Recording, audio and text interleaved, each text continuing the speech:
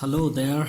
So welcome back to our tutorial series on prototyping circuits on a breadboard, and here we are with our special circuit today.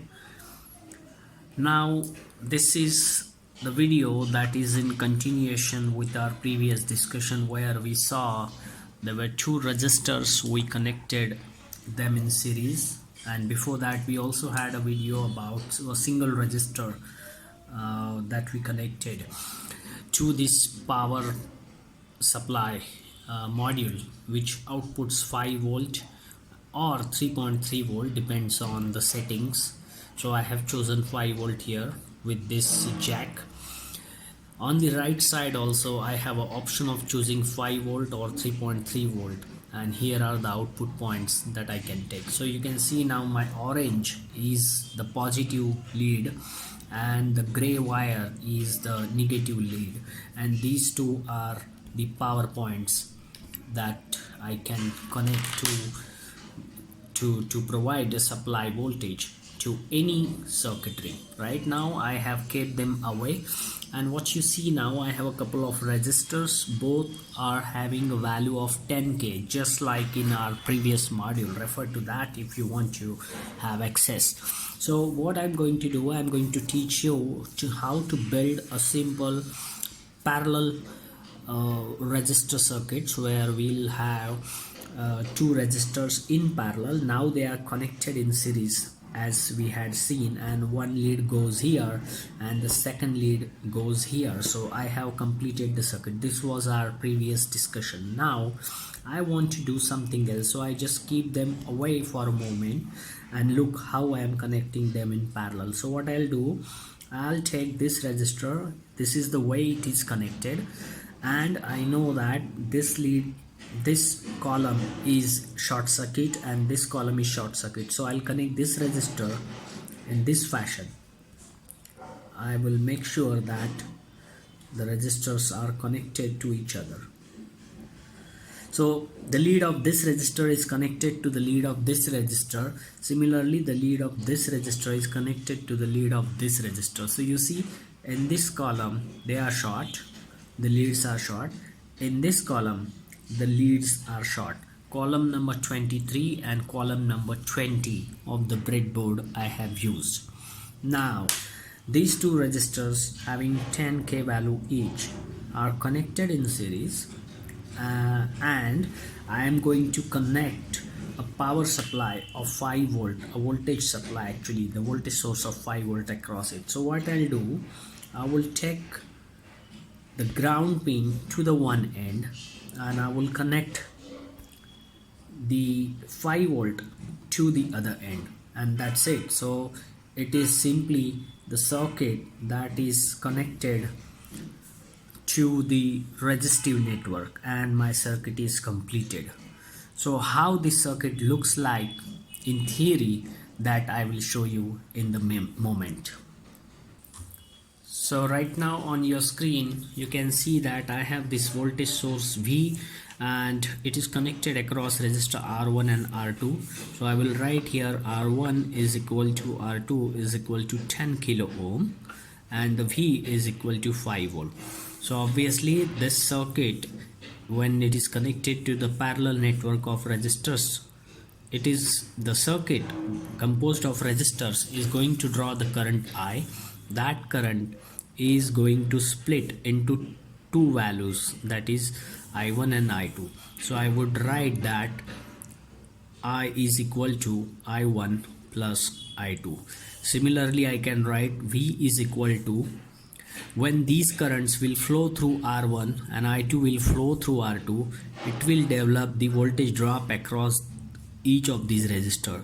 That is called as V1. Let's say it is V1 and it is V2. So I would say V is equal to V1 plus V2.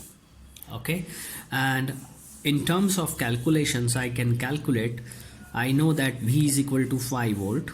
Okay, and the voltage across the resistor R1 and R2 can be calculated, because that's the product of, here I will write V1 is equal to I1 times R1 and V2 is equal to I2 times R2.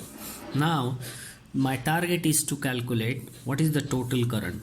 So total current is, according to Ohm's law, is the total voltage divided by the total resistance, that is RT, or simply R, and I know that R is equal to R1 in parallel with R2. So if I choose R1 and R2 of two equal values 10k, so effective resistance R would be 5 kilo ohm. So I know the value of voltage, I know the value of resistance, therefore I would be equal to 5 volt divided by 5 kilo ohm is equal to 1 milliampere. Once I calculate the total value of current I can know this current is equally divided into two parts because resistors are equal and the voltage across them is the same, but we will see that. So now how to calculate the values of I1 and I2. So you see, we'll again apply the Ohm's law. We know that the voltage across the R1 is V, voltage across the R2 is again V. So V1 is equal to V2 is equal to V. So I would say that V1 is equal to V2 is equal to V, which is equal to 5 volt. So this is how I will do the calculations. So if I want to know what is the, I can check that also, I can confirm that. So here I will write I1 is equal to V1 by R1, which is 5 volt divided by 10 kilo ohm, which is, let's say, 1 divided by 2, that is total current we have calculated is 1 milliampere, so it will be 0.5 milliampere, and I2 would also equal to V2 divided by R2, which is 5 volt divided by 10 kilo ohm, so it will also be 0.5 milliampere. Okay, so these are your theory calculations, you can see that. Now it's time to verify them with the practical implementation. So here is your circuit, which is two resistors in parallel, and across it there is a voltage source. So let's verify all the voltages and the current. So what you need is a meter that will measure the voltage and the current. So what I'm going to do, I have this 9 volt source that is connected as an input to this power supply module. Let me connect that. Once it is connected, I will switch on the power supply. That's it. So the LED goes up and I have this meter. This meter is going to test and measure the voltages and the currents into the circuit. So let me just make sure that you see it properly, and this is how I will show you. So I am on the voltage settings. I will set the knob to the voltage, DC voltage. Remember, this is AC voltage, this is DC voltage, and I haven't selected any specific range. I keep it in the auto. It is going to measure the DC volt, and since it is auto, it will change the decimal points as per the measured voltage. So first thing first, we'll measure the voltage that is coming from the power supply module. So we'll see how much. So I am going to put the red probe to the positive. It should be 5 volt. Yes, it is reading 5 volt.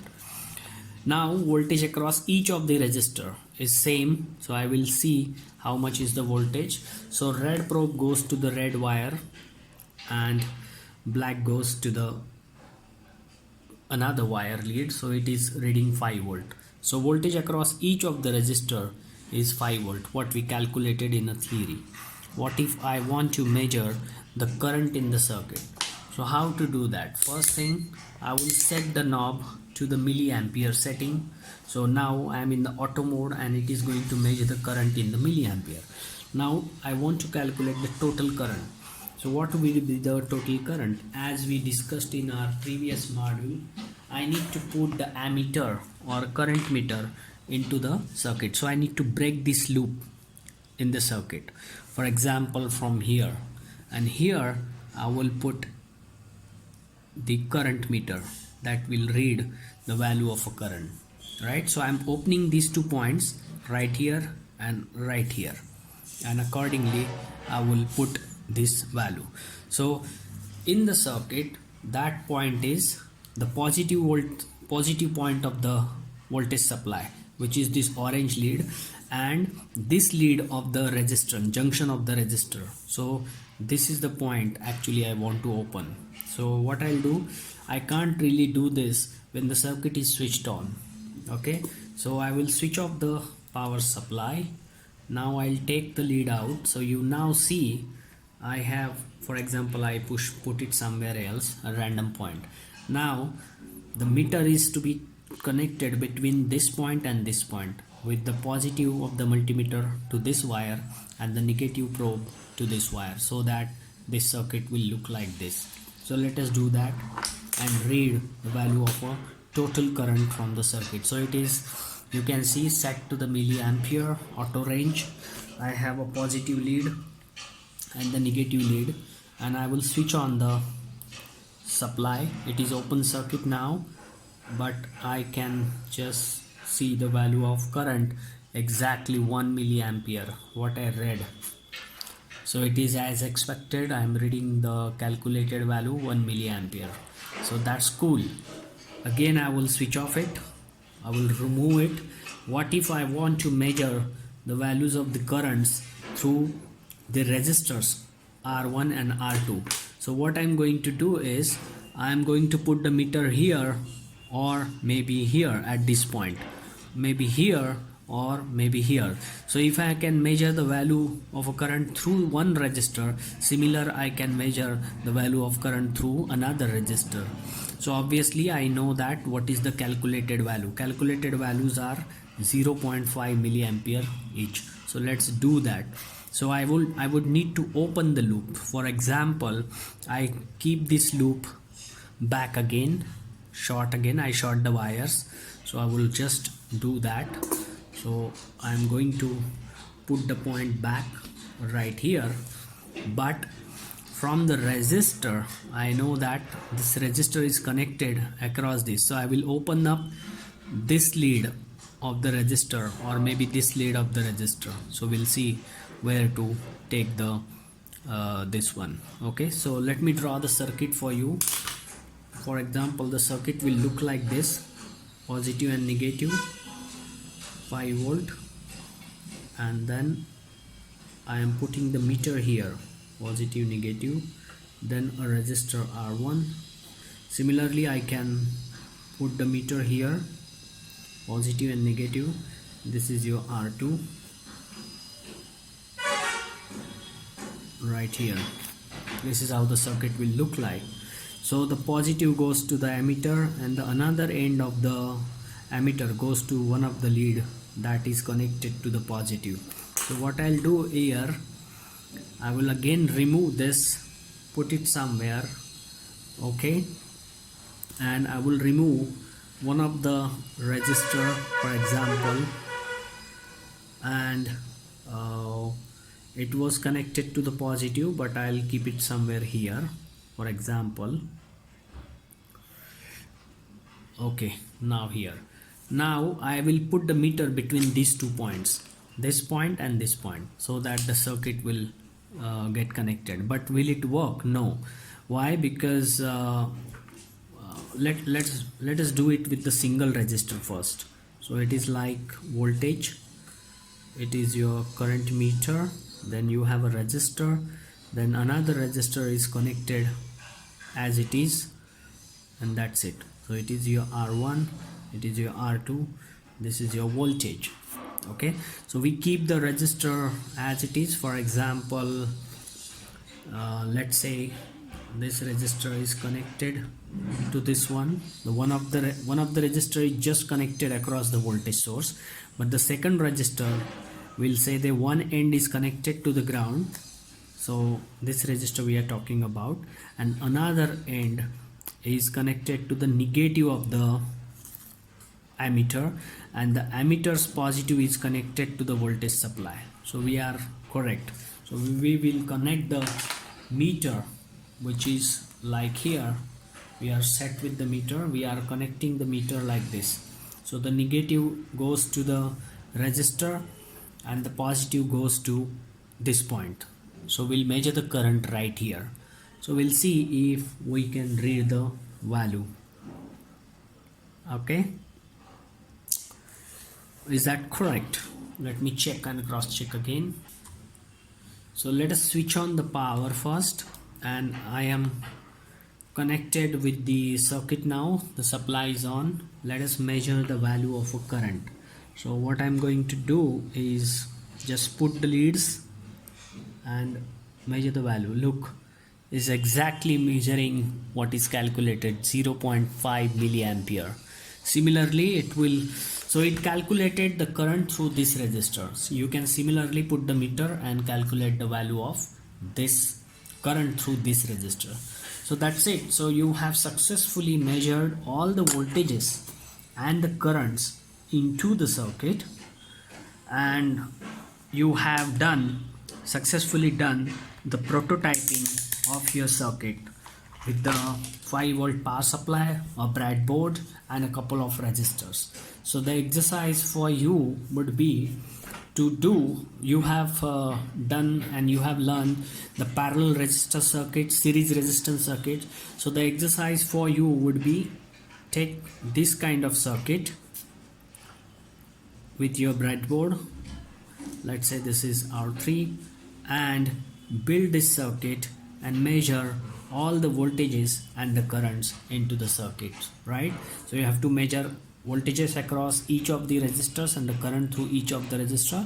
So remember, before that you need to calculate on paper with the pen and paper, because your calculation must match with your test and the measurement, and you should be very aware with the polarities of the power supplies, polarities of the current multimeter, because you may cause a damage to the meter and all that.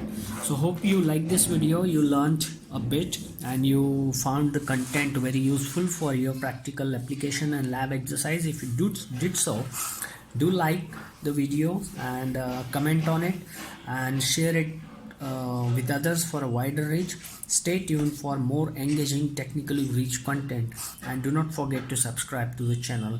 Wish you happy learning.